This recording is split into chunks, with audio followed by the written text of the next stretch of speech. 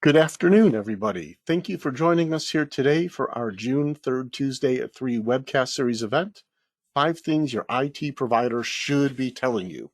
I'm Alan Falcon. I'm the CEO at Cumulus Global. I want to thank you for taking time out of your busy day and week to join us here live for the webcast or to be watching this on demand, hoping that you find the information here useful and relevant to your business as business or IT decision makers. Before we get into the meat of the conversation today, a couple of things. The audio you'll notice is muted. That prevents any background noise from getting in the way. So if at any point in time during the session you have a question or a comment, click on the icon either along the top or right-hand side of your screen, open the Q&A window. That'll alert me to the question and helps me track to make sure we get them all answered before we wrap up here today.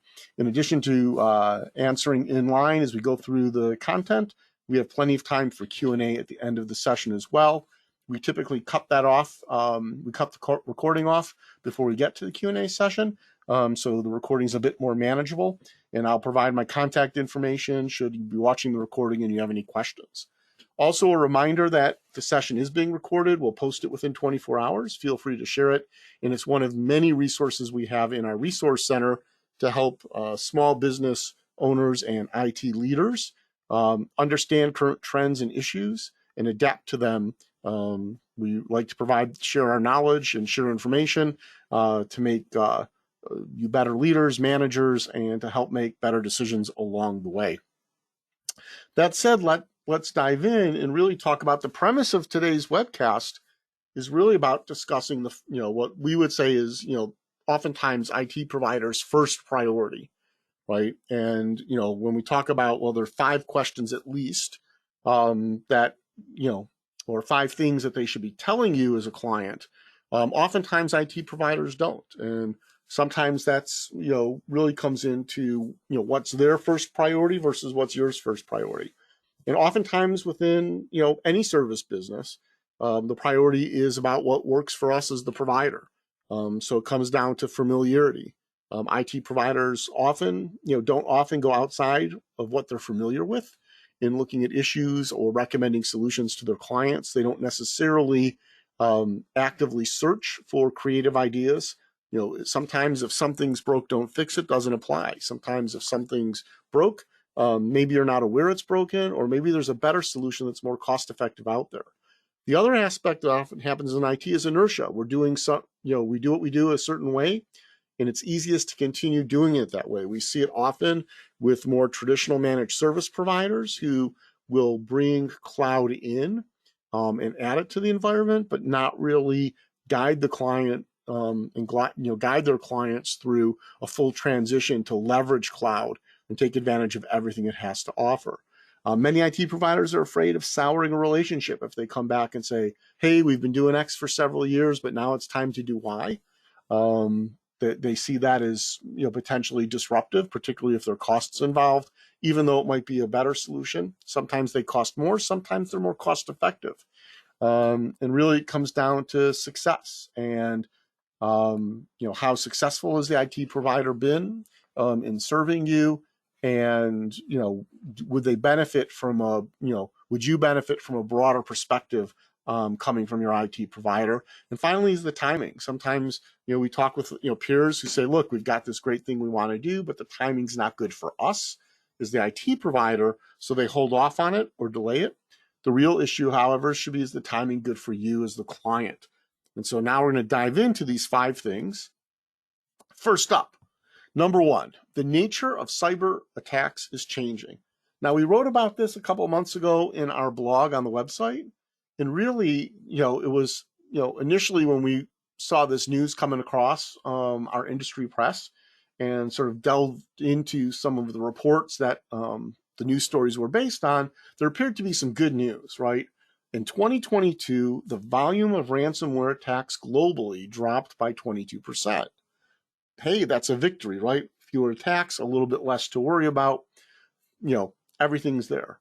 Maybe, because you also have to take into account when you look at that statistic that 2021 was the worst year for ransomware attacks on record, roughly 600 million attacks globally during that calendar year. And 2022 was still the second worst year. So, 2022 still had 50% more attacks than 2020. So yes, good news is the volume of attacks and ransomware dropped significantly in 2022. It's too early to tell if that is an adjustment, a blip, the result of us, the world coming out of the COVID pandemic, or if it's a sustainable trend as to where it's going to go.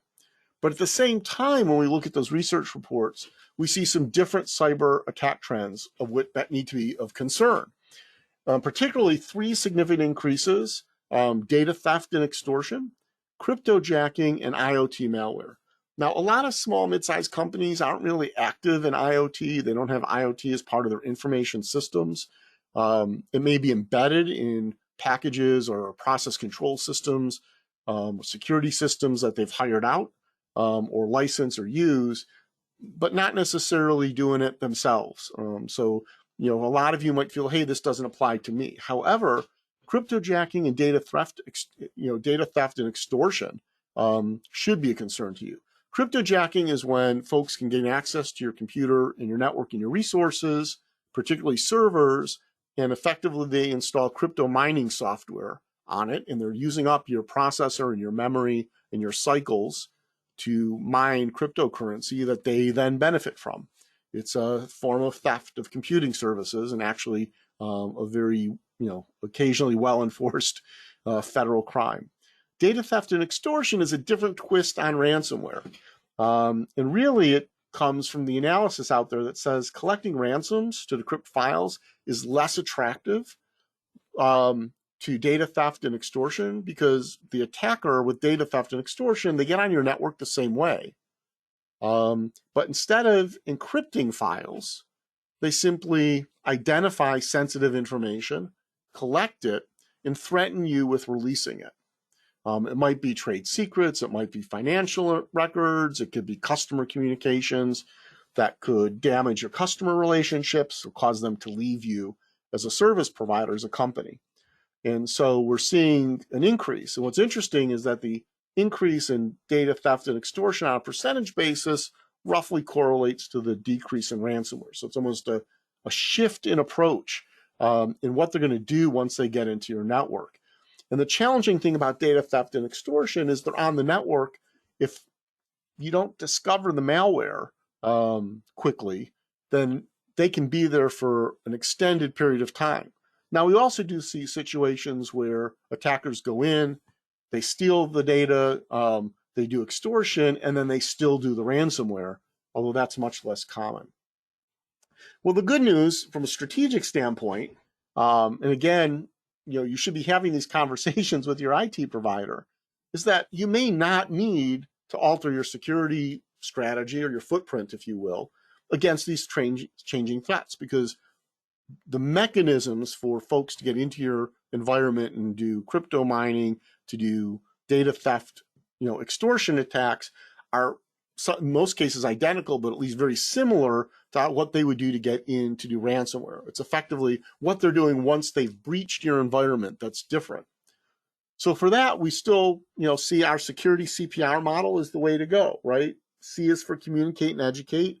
You need ongoing awareness and training because the nature of attacks change, right? So, 6 months ago, a year ago, we were talking about really well-targeted phishing emails or spear phishing. And sometimes they're, against executives, and it's called whale phishing, right? Now we're seeing very sophisticated attacks using text messages and impersonation of security services. Additionally, business email compromise attacks where your company or an executive's identity is impersonated or messages are intercepted and edited are becoming a higher risk. People need to understand what that is, what it looks like, and how they can be part of the solution, or at least the prevention and not the problem. So we talk about prevention. It's part of P, protect and prevent.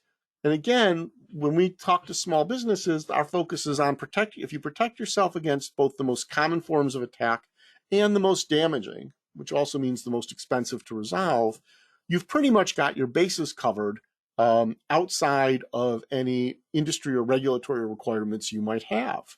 And protection prevention is going to be a mixture of active and passive solutions. And so what do we mean by that? So active solutions is malware scanning. It's advanced threat protection on inbound email. It's about monitoring your outbound email for patterns that indicate you might have a corruption. It's how you manage file access. Those are all active solutions because they actively look for problems and resolve it. And of course, with endpoint protection on your devices, we recommend using next-gen that has the heuristics and the artificial intelligence built in that can identify behaviors that indicate an attack as opposed to simply looking at attack profiles and virus signatures. Passive solutions gets into how you configure your environment. How's your firewall set up? Are you using software firewalls? What's the state of your encryption of all of your information, both in motion between systems and between systems in your end users, as well as at rest in your file storages, in your databases, in your applications. Passive solutions also involve how your DNS records are configured for email deliverable reliability and identity verification.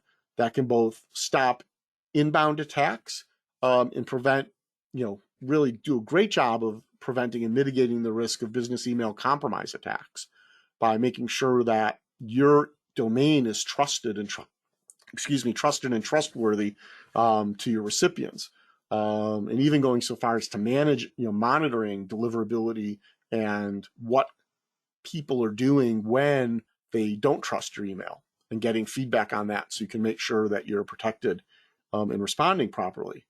With R, that's the respond and recover. Again, the focus here is twofold. Most people focus on return to operations, and that's really how quickly can you get your business up and running after an attack. And we've talked about that's more than just recovering the data and getting your systems up and running. There are communications issues, there are regulatory issues, there are legal issues. There's certainly marketing, communication and customer service issues around that. Depending on your industry and the nature of the business, the legal jurisdictions you're within, that can be quite complex. If you have cyber insurance, it comes into play, and even in ways that you might not expect, such as your insurance company not wanting you to take any remediation and corrective action because they need or want or demanding a forensics audit to understand how the attack happened and what happened. Or they've engaged law enforcement because they believe it's part of a larger attack. And in order for you to get paid on your claim, they want to cooperate, and it's out of your hands. So we look at that return to operations, how quickly you can get up there, but also how you return to normal operations, which means not only you back up and running, but damaged data or missing data has been restored, systems have been rebuilt or replaced, and any catch-up work you have to do for the time period you were impacted has been completed, and you're really back to running your business the way it was before the incident happened. And really, this is about both business continuity and resilience. You need both of those components to recover and to fully respond to a cyber attack. Number two, the second thing that your IT service provider should be telling you: duplicate services are hurting your business. Makes sense, but let's dig in. So what do we mean by duplicate services? We mean when you have more than one service or application or system basically providing the same function and capability. And what happens there is, different people prefer different things. A great example of this is we see people who are running Microsoft 365, they're not using Teams for their meeting, they're paying for Zoom accounts. Now, depending on the version and the licensing of Microsoft 365, you're functionally equivalent to the most popular and the lowest cost versions of Zoom. So do you really need both? Microsoft Teams comes included with your licensing of Microsoft 365. Zoom is an additional cost. And so when you have duplicate services, you're adding cost, you're adding complexity, because now users have more than one system or they're using more than one, and you certainly have more administration to do, but it can also impact security, end user and team productivity and support. And we see the productivity hit when some people in the organization are using service A and some are using service B. It can actually impact and create conflict in how they interact with one another. Oh, I sent you a Teams meeting. Oh, that's okay. I'm going to send you a Zoom link instead. Can we do Zoom? And this negotiation of which service needs to come in. And so this can have a broad-ranging impact. So when we talk about the impact of redundancy, not uncommon to see 3 common tools in place: Zoom for meetings, Slack for social threading and communications and messaging, as well as Teams level communication, and Calendly for appointment scheduling. The capabilities of these 3 products are now available within Microsoft 365 and within Google Workspace without paying for additional services. So what's the impact if you are using it? Well, depending on whether you take the entry level or the most popular licensing, which are the 2 lower tiers for each of those 3 products, your total impact comes out to anywhere between $233 to $500 per user per year. So we've gone into companies where they're, a 45-person company and 30 people are using Zoom, Slack, and Calendly, and some additional ones are using Slack. Everyone's on Slack, but just looking at those 30 people now, at the level they were licensed, we were talking about $15,000 a year in costs, hard costs for the subscriptions to those 3 additional services that duplicate features available already, in the Microsoft 365 environment, in this case, that they were running, that they were already paying for. On top of that, you then have additional administrative soft costs for the license management, including it in your security metrics as far as, and measures as far as identity and access management and permissions and integration, and then support. You've now got people using things. And so when we talk about a strategy, we really say, hey, take a look at what you have, because if you got Microsoft OneDrive or Google Drive for desktop installed on your machine, you can get rid of Dropbox, Box, local file servers, local network storage. If you're going to use Google Meets or Microsoft Teams, you can remove Zoom, WebEx, go to Adobe Connect, and other paid audio conferencing and video conferencing services. Whether it's Microsoft Yammer or Teams or Google Chat and Meets, those are viable replacements for Slack, Jive, Facebook for Work, and other social messaging apps. And you've got features in Microsoft Outlook and Google Calendar now that mean you don't need Scheduly and other third-party scheduling tools. You can do that natively within. Google Voice and Microsoft Teams can replace higher-cost VoIP telephony services. And so there's an opportunity to look at what you use. And a lot of people say, well, gee, yes, we know we have Microsoft Teams, or yes, we know we have Google Meets, but we've got a few clients who really prefer Zoom. And so my question is, when you're scheduling meetings with those folks, you could say, hey, I'm going to send you a Teams meeting, but if you prefer, you send me the invite using Zoom, and let them pay for the account. That actually works pretty well. And we see when companies adopt that, how quickly other companies and people they interact with decide they really don't care what the mechanism is. People who use Zoom go into Teams meetings, they go into Google Meets, and they find them all pretty similar and easy to use.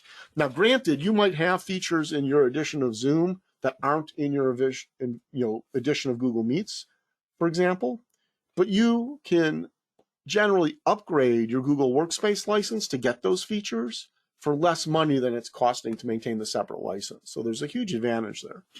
So in this type of thing, it's like always assess your IT services, find those redundancies, and really determine, is there a need for the redundancy or is there an opportunity to eliminate it?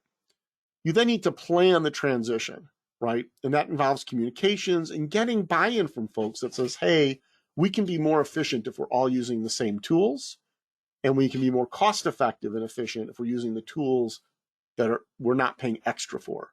And it's going to require some top-down leadership, some policies and standardization, definitely some education and training. People need to know how to use the tools. Oftentimes, we have folks saying, well, I use Zoom because I really don't know how to use Google Meets. Or, I'm using, Calendly. Ooh, I've never looked at the scheduling tool in Microsoft 365, right? And so with that, from the executive level, if you set the direction and the policy and the standardization, you provide that education and training, then you just got to watch for the shadow IT, for the folks who don't really buy in, who are saying, well, you know what? I'm not going to use, OneDrive for desktop or SharePoint to share my files out, or Teams to share files out with clients. I'm just going to get my own, consumer free version of Box or Dropbox, or I'm going to pay for my own Dropbox personally. You want to be on the lookout for that. Number 3, you spend too much on servers. Okay? And going back to that first premise, this is inertia and familiarity. It's also a revenue thing. Traditional managed service providers make a fair amount of money monitoring and managing physical things. So reducing the number of physical things reduces the revenue, reduces the margin that they're going to make servicing you as a client, right? So let's take a look at file servers. With local file storage, you're investing in hardware, operating system, antivirus software, backup and recovery solution, protected power. It should be actually protected power should read environment, right? It needs to be an environment with protected power and proper cooling. It should be physically secure or reasonably physically secure. If it's not a computer room, if it's a computer closet or a cabinet even, you don't just want people going in and touching things. In addition, around that, when you have servers, you need more of a network infrastructure. And if you're running a file server in the Microsoft world, at least, you need an active domain or an Active Directory controller or domain servers, right? If you're in the Unix world or Linux world, yep, you need an LDAP server. You need to authenticate people into that environment to manage your permissions. So what's the impact there? You've got your capital expenditures, not just on the servers, but the disk arrays, the powers, the racks, the cabling, the cooling, network attached storage, all of those components. And you've got ongoing operating expenses from the licensing to system software like antivirus. Your backup recovery services have an ongoing expense, particularly if you're doing properly and getting them off-site in immutable storage to protect yourself from should you have a ransomware attack, you've got immutable storage so you can recover your data. Additionally, if you're working with a traditional MSP, you're going to pay them per device for monitoring and managing that device, for applying patches, etc., which brings up a whole level of system and network administration services.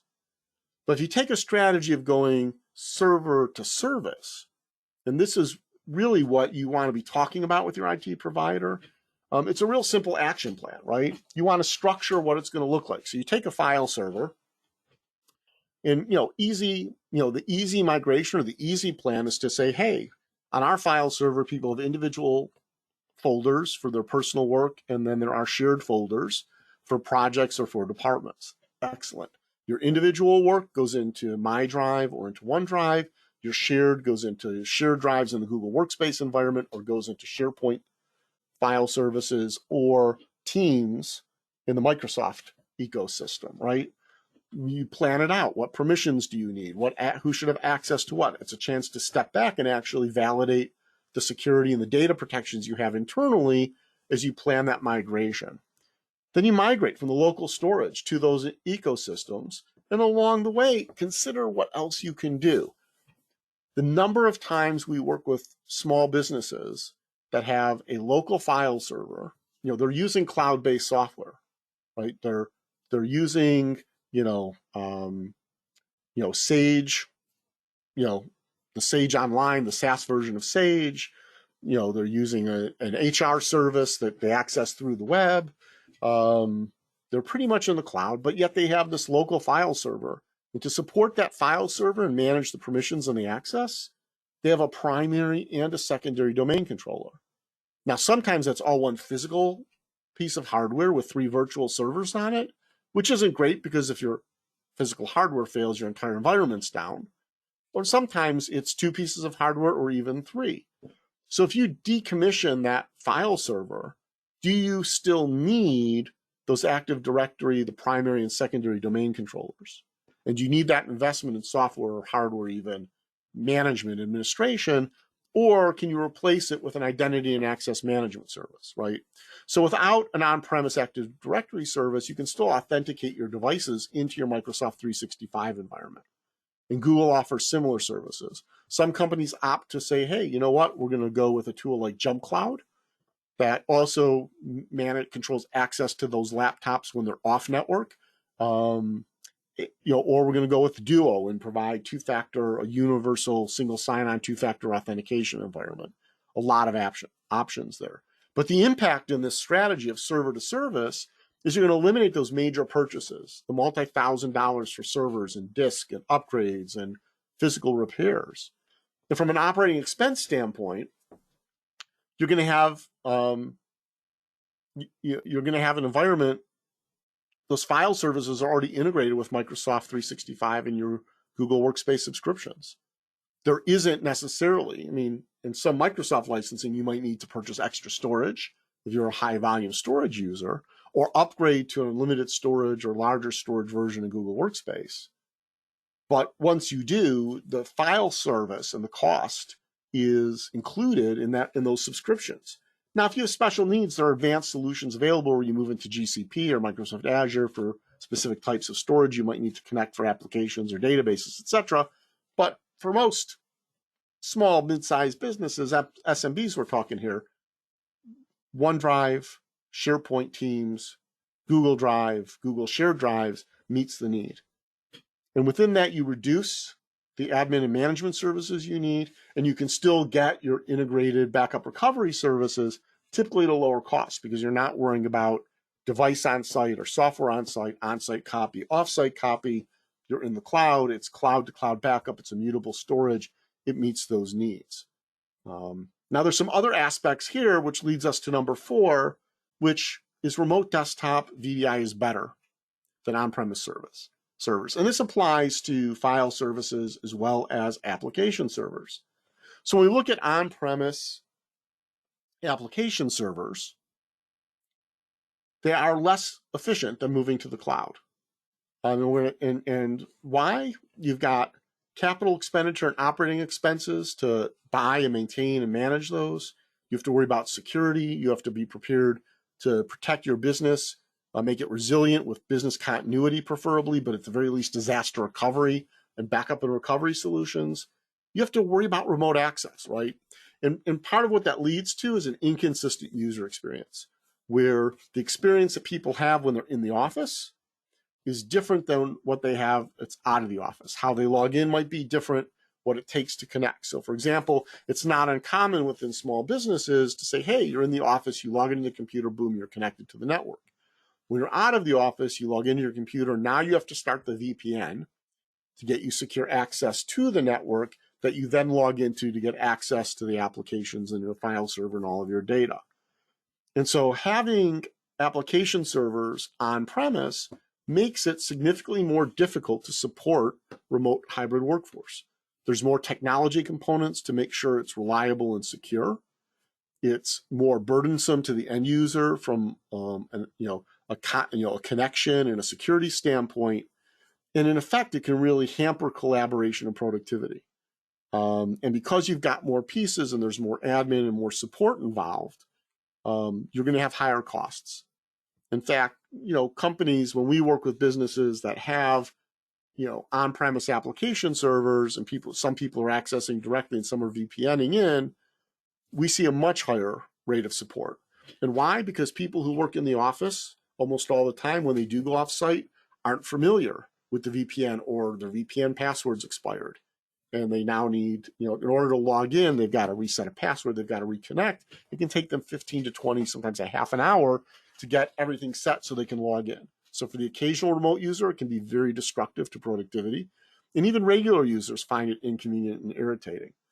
And this is, that need to support remote hybrid workforce goes back to number 3 as well, right? If all of your files are in the cloud and you can access them either from a client app like OneDrive or Google Drive for desktop, or you can access them through the web, how you're accessing your files is now the same whether you're in the office or out of the office. And so you get that remote hybrid workforce support that we all need right now.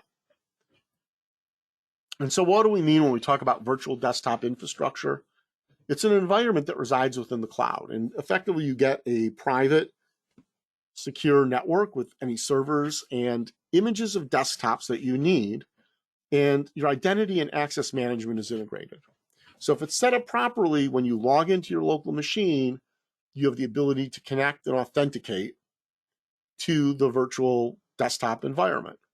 Once you log into that remote desktop, either by using a remote desktop client application, which creates the secure connection, or secure web-based interface, you're effectively running a desktop computer, a client computer, in the data center, in the cloud, on the same network that the server lives. So it's really no difference than working in the office with everything local, except all the computing is happening up in the cloud data center in that environment. And the only thing you're seeing is the input output, right? The screen is the images and text and content on the screen is coming down. Your keyboard clicks, your mouse clicks are going up, right? And that creates an efficiency. And those profiles that you use provide access to the applications, the file services, the print servers, and the security. But it creates an efficiency because everything's there. How you connect is the same whether you're in the office or whether you're remote, so it supports hybrid. Because everything's in a cloud-based environment, you have significantly improved security at a much lower cost. It's easier to do local or geographic redundancy for business resiliency and disaster recovery. And let's face it, Microsoft Azure, Google Cloud Platform, even Amazon AWS occasionally have issues and outages. On the whole, however, significantly less than people who run those same types of systems internally, and levels of security well beyond the budget of small and mid-sized enterprises. So what's the strategy to get there? The industry term, lift and shift. You may have heard it, maybe not. In either case, very clear action plan. Similar to, moving your file servers up, understand the structure of what you need. What server do you need? What capability do you need to run the application? How much power do the individuals need on their desktop, which is now going to be virtual? Who has access? How are they going to access? And what are the permissions they need? With that, you can migrate your on-premise applications and servers into Microsoft Azure or Google Cloud Platform. Now, we recommend those two platforms just because the infrastructure around remote desktop and VDI and the tools to help manage it are a bit more mature than Amazon Web Services. We find that Amazon Web Services is stronger for public-facing or externally facing services and websites and applications. Private controlled VDI remote desktops, both Microsoft and Google have very efficient solutions for. And as you do this move, you can consider what you need for continuity and disaster recovery. So clearly, if you've got your accounting server running on a virtual server or a physical server in a Azure data center somewhere, you're still going to want to back it up and have an image and have images of it, just like you would have was physically on premise, because things happen, right? And you also, may decide, gee, I want a mirror of that in another Microsoft data center, just in case something big happens. All of that's manageable, and you can make easier decisions around budget. It's much easier and less expensive to set up redundant servers for, a higher level of business resilience and continuity when it's in the cloud and you're doing it cloud data center to cloud data center than it is when you have something on premise and you have to replicate it either up in the cloud or in another data center or in some remote location that you own and manage all the network and the communication and the journaling and the synchronizing. All of those capabilities are built into GCP and Azure. It's a matter of simply turning on and paying for the service. The other big consideration is scheduling. When we have on-premise hardware, right, you buy the server and you think, how much CPU and memory and disk space do I need now? And how much am I going to need 4 years from now? Because those servers are going to be in your data center probably for 5 years. And so you sort of plan ahead. And so what do? You pay for extra speed, extra memory, extra capacity, extra disk space that you're not going to use right off the bat. Well, that's a hardware investment. It comes with a cost. You're depreciating it. All of that goes away when you move into the cloud. You eliminate those hardware purchases. And you walk into an environment where you can scale the systems. You only need 500 gig of disk space to run efficiently. That's all you've got to pay for. If the day comes when you got to go from 500 to 600, add it. Reconfigure. New version of your accounting system is looking for more processor or more memory in the server. No worries. You upgrade you take the image you're running and you move it to a more powerful server in the environment. It's clicks of a button. It's minutes or hours, not days, to do, and without having to worry about writing off old hardware. that's, still being depreciated and buying new and financing and all that stuff. The other thing we talked about as a consideration is scheduling. This is another way to manage costs. So for example, we've got a client that is running, an accounting system in the cloud. They can't use that vendor's SaaS version because they have a customized inventory system tied into it that hasn't been modified or isn't going to be built to work with the cloud version of this app. So lift and shift makes sense for them. They actually have employees at 2 locations. They've eliminated a high-speed point-to-point network and VPN. Everyone just accesses the cloud. Well, the fascinating thing is, the system needs to be up basically 24 hours a day, but for most of the day, for a good chunk of the day, there could be 14 to 16 people using it. But early morning and late afternoon, based on time zones, there might only be 4 to 6. And in the evenings or over weekends, there might be 1 or 2 people in doing work, and then someone might have to log in if there's a client emergency to check on something. And so we were able to structure it to scale a scheduling system that said, hey, first, in the morning, overnight, let's have 1 host with 4 workstations, 4 that can support 4 clients. Well, guess what? When that 4th client logs in, it immediately spins up a second set of 4 that are there waiting for the next 4. So during the day, you've got more hardware, more software running, more people can access it. That's great. It scales back at night. And because it's the cloud and you only pay for what you use, we're lowering the cost as opposed to having all of that infrastructure running 7/24. And this comes in with the same type of integration you get for identity and access management as you do with on-premise environments. You log in to the remote desktop. When we set up folks on Azure Windows Desktop, their login to get into that environment is the same as their Azure identity. It's the same as their Microsoft 365 identity.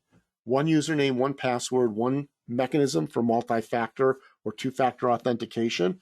They're identified, they're in, what they have access to, not just in the Microsoft 365 world with OneDrive and SharePoint files and email calendars, etc., but in the Azure world as far as which servers, which applications, which disk. And you've got those, it's all integrated, it's easier to manage. And it gives you, again, centralized data and data protection. It's all in the cloud. It's there. Cloud to cloud is easier. You can manage it and do it. And you get still the added benefit, as we've talked about, of that single user experience. It doesn't matter if I'm hybrid worker, if I'm in the office or out of the office, how I connect, how I work is going to be the same. It's going to be fast and reliable. And guess what? If I end up somewhere unexpected, I can still get in and do my work. Number 5, your productivity can and should be better. And again, this is something that service providers, not just in IT, but everyone, don't like telling clients. You're effectively saying, your baby's ugly, and no one wants to hear that. But the reality is, the studies are showing us now that your productivity probably, for the vast majority of us, can and should be better. Why? Because we know when we look at the productivity suites and the services it provide, that typical utilization for small and mid-sized businesses is only 10% to 15% of the capabilities.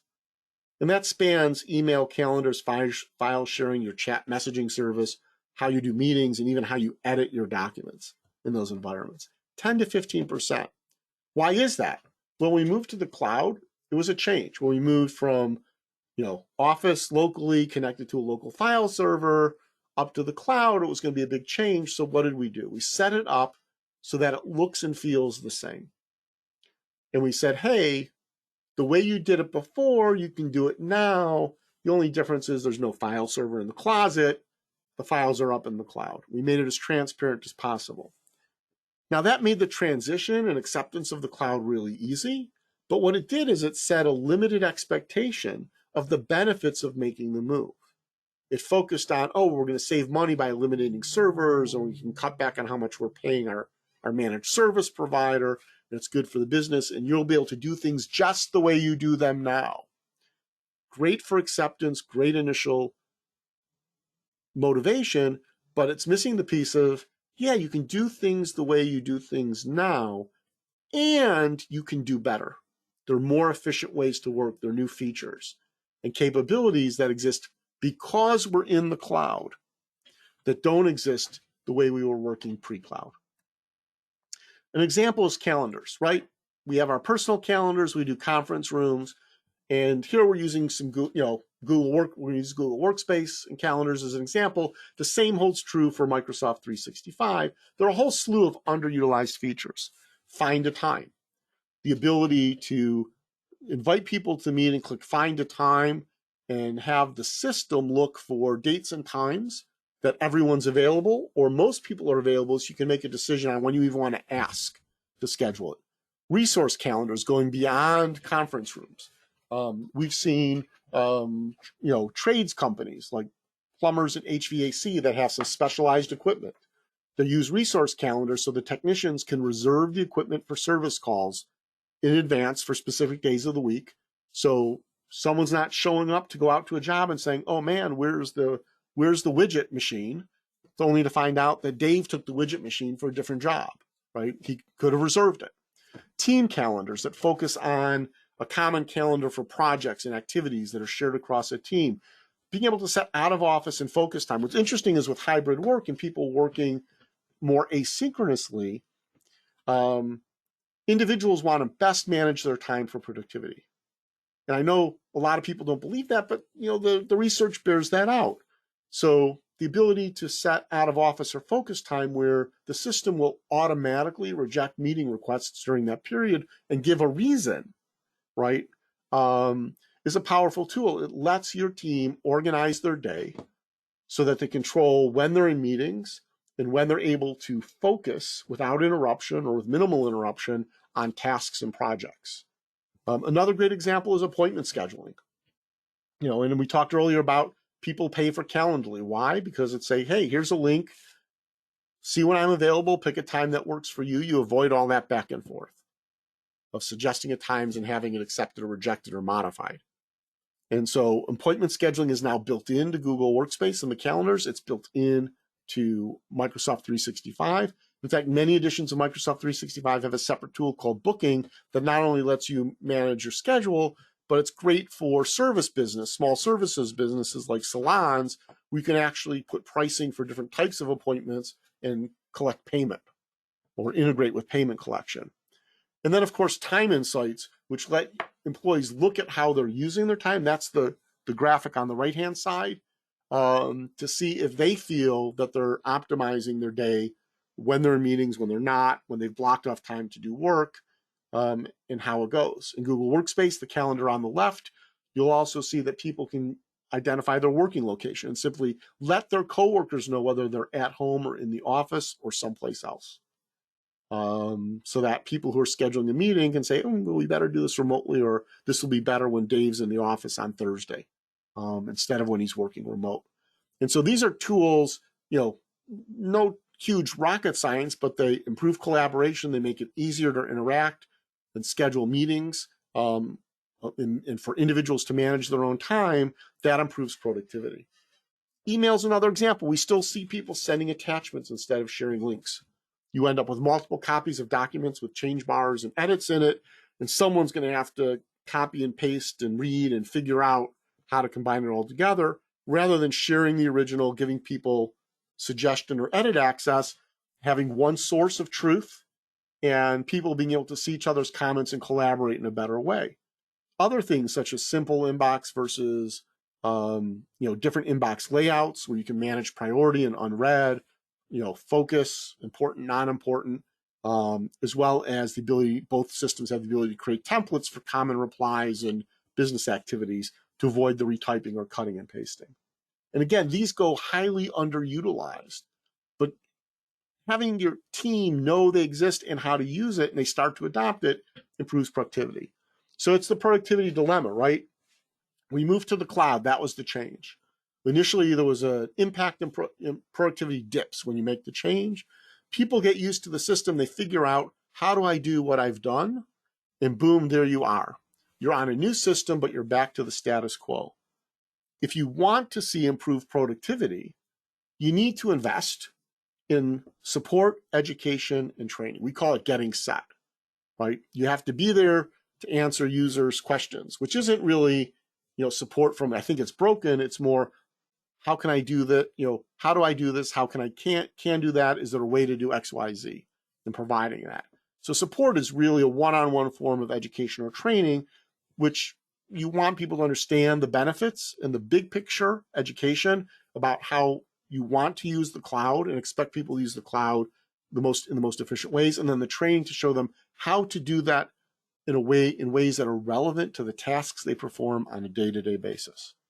And with that, you can see dramatic increases in user productivity. Some studies show that with an ongoing, an ongoing set of education, basically 3 to 5 minute videos once a week, team members using Microsoft 365 can be up to 60% more efficient within Microsoft 365 because they understand how to use the tools better that they already use, and they find new tools and features that they weren't aware of that make them more productive.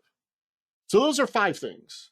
But wait, there's more. I've got 2 bonus things I'm going to cover real quickly, and then we'll open it up. We'll stop the recording and open it up to live questions. The first is networking. There's some myths about networking in small businesses, which is you need the Cisco and the Meraki class, the enterprise class firewalls, routers, and switches for your small business. And you need on-premise services to manage and maintain those, because if something goes wrong or they need reconfiguring, it's very complex. There's a myth that you need more access points for better Wi-Fi performance, and that for small businesses, failover redundancy of your local network and your network connectivity is just too expensive. You're not going to buy second sets of equipment, things of that nature that you need to do it. So let's bust those myths really quickly. We work with providers and partner with vendors that we can provide cloud-based, remotely managed network services that scale to your business. The hardware is less expensive, or with certain term commitments can be free at times. And we're able to monitor and manage those devices remotely and configure them to meet your needs. Now, part of the business model for us and part of the model of these is that the network devices are user swappable, right? So if you can plug a lamp into the wall, and if you've ever plugged a physical phone into an outlet, then you can replace a switch that needs to be replaced. And these vendors work on the premise that if something's wrong and it can't be fixed by pushing software remotely or taking remote action on configuration, then we ship you a pre-configured replacement device, and you simply go into your computer closet or your wiring cabinet, you plug in the new one to the wall, you unplug everything from the front of the old switch and plug it into the new switch in the same spots, and we're good to go. And we can even validate remotely if that plugging's been done correctly and guide you through it. The hands and eyes, saves a huge amount of cost from labor and project work. We can do it for a lower monthly cost because we're not going to be sending people driving, spending hours on site to get things fixed. When it comes to access points, you don't need more access points, you need better access points. So using next-gen Wi-Fi solutions that have mesh networking lets you get performance with fewer physical devices, which means less wiring, less management, less administration, less headache. And we now have solutions that can bundle failover from your physical internet, high-speed internet broadband connection to 4G, or even if you need it, 5G for very high performance failover at no additional cost. It's built into the monthly service fee. That if something happens, to your Verizon Fios line, boom, you go over to cellular service, you're up and running, and you can continue operating your business. Well, whatever needs to be fixed gets fixed. And so there's a lot of opportunities here with cloud-based, cloud-driven, managed local area network and wide area network services. Has your IT provider brought these to you as solutions that are more cost-effective and better for your business? And finally, voice. There's some myths about voice. You need to have a phone system, physical or virtual, that's dedicated for advanced features like call centers and round robin and service desk type activity. That even voice over IP is all you need or want. We hear that a lot. Oh, we offer a VoIP solution. Excellent. How does that fit in with everything else? When you move off traditional phone systems, you need to replace your phones with VoIP phones. You got to buy a lot of expensive hardware to do it, and that you need separate conferencing services. So let's bust those myths. Cloud-based unified communication services are where things are headed. They provide advanced capabilities, including service desk, help desk, round robining, call monitoring and forwarding. Anything you can do with a physical phone system now you can do with a unified communication service. And many are designed to directly integrate with Microsoft 365 and Google Workspace. Meaning when you schedule a Google Meet or a Teams meeting and folks are going to dial into that meeting, that's the same service that's being used to make your outbound calls, et cetera, et cetera. Okay. You also in this world don't need physical phones. In fact, we see more and more businesses using the soft phone applications on user laptops and desktops and on their cell phones. Why? Because now they can answer their office line, whether they're in the office or on the road or working from home. And if they're answering it off their cell phone, their private cell phone number is protected. It's not shared. The caller doesn't need to know that they're calling you on your personal cell phone. They're calling the number, you've set it that it's okay to ring, you're answering it on your cell phone, that's great. You're using a phone app, not the native phone. The phone is a data delivery device, okay? And your conferencing is integrated. And the best part now about cloud-based UC services, particularly the ones that integrate with 365 and Google Workspace well, is that the conferencing they're leveraging is going to be Meets or Teams. And you're not going to say, well, are we going to do a Teams call or an audio conferencing call through our phone system? Are we going to send messages using, Microsoft Teams or Google Chat? Or we can use the instant messaging service that came with our Ring Central or 8x8, whatever, VoIP phone system. And so you can get a lot more collaboration and ease of use, and it's not just unified communication, it's a unified environment with modern cloud-based unified communication services. So wow, I've 5 things your IT provider should be sharing, should be telling you, and probably isn't, or they're probably not. There's 2 bonus things, all of which are great considerations for you to take a step back, look at your IT environment, and ask yourself the tough questions. Are you spending too much on things that are redundant? Are you operating as efficiently as you can? Is your user experience getting in the way of people's productivity or creating frustrations they may or may not be sharing with you? And is your IT provider coming to you proactively with these things so that you can have a better environment and work? Or are they stuck in that first priority mode where they're going to keep going with what's familiar to them and the inertia they have and the way they've always done it, even when these other solutions or there are other ideas out there that can make you more productive and lower your total cost of operations? So you ask yourself the tough questions, define the value proposition, take a big picture view of your IT services. What do you want? Where do you want to be? How well is it supporting your business? How does it fit into your budget? How much of a headache is it? And look at where you're at and say, hey, maybe we don't need to change anything or want to change anything, or we're nervous about changing it. But what's the cost of inaction? If the cost of inaction is $15,000 a year, for a 30-person company, I suspect that's significant if that falls to the bottom line, right? If you've got employees frustrated who struggle to work from home or struggle to work from the road when they travel, or you're telling folks that you support a hybrid environment, but the out-of-office experience is so poor that people get disenchanted and disengaged, it's a bad thing. So define the value proposition, decide the stakes, the steps and the stakes you want to take, and plan that solution. Look at the strategy, the big picture, and the tactics, how you're going to phase this in, and what you need to do to support your team in making these changes. And finally, you always say execute, you got to do it. So how you go about all this? Well, that's why we're here to help. And if your IT provider isn't talking to you about these 7 issues, the 5 plus the 2 bonus issues, we will be happy to do that and have those conversations with you. No cost, without obligation, but we believe that, because we trust that you'll see the value that we're bringing to the table. So contact us. Scan the QR code there, bit.ly/CG intro call to schedule an intro call with one of our cloud advisors, the URL or the scan code, or you can contact us directly, info@cumulusglobal.com. Or if you want to reach out to me directly, my phone number is there, but it's best to reach me by email. I'm not great, as many of you know, I'm not great about answering the phone or responding to voice messages. So with that in mind, I want to thank everyone for joining us here for the live session and for the recording. For those attending live, I'm going to take a minute and stop the recording mechanism for the Q&A portion. I'll be happy to stay on and answer any questions you might have. For those who are viewing this on demand, thank you so much for taking time to do so. Please contact me, contact us with any questions or concerns, any follow-up, any way we can be of assistance or help to you at all. We're happy to do so.